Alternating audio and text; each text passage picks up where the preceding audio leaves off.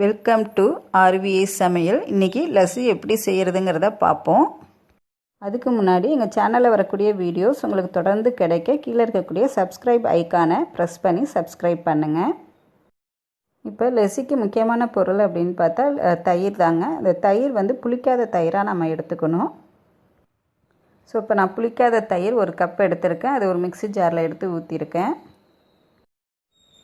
So ஒரு cup தயிருக்கு நான் ஒரு 3/4 கப்பு சுகர் போடுறேங்க. உங்களுக்கு சுகர் ரொம்ப அதிகமாக தேவைப்படாதுன்னா ஒரு 1/2 கப்பு சுகர் போட்டால் போதும். ஸோ ஒரு சிட்டிகை ஏலக்காய் பவுடர் நான் போடுறேன். இது போட்டு மிக்ஸி ஜாரில் போட்டுட்டு நல்லா அரைச்சி எடுத்துங்க. நல்லா நுரை வந்ததுக்கு அப்புறம் நம்ம எடுத்து சர்வ் பண்ண வேண்டியது தாங்க. ஸோ நான் இது போட்டு அரைச்சிட்டு வரேன். அரைச்சிட்டு வந்த பிறகு நான் கிளாஸில் ஊற்றுறேன் பாருங்கள். இப்போ ஜாரில் போட்டு நான் அடித்து எடுத்துகிட்டு வந்துட்டேன். ஸோ அது எவ்வளோ நுரை கட்டி இருக்குது பாருங்கள். ஸோ அவ்வளோதாங்க. 3 மினிட்ஸ் கூட ஆகாது. நம்ம ஒரு கப்பு தயிர், ஒரு 1/2 கப்பு சுகர், இது ரெண்டும் தான் இதோடைய மெயின் இன்க்ரீடியன்ட்ஸ். அதோட ஏலக்காய் பவுடர் போட்டு சர்வ் பண்ண வேண்டியது தான்.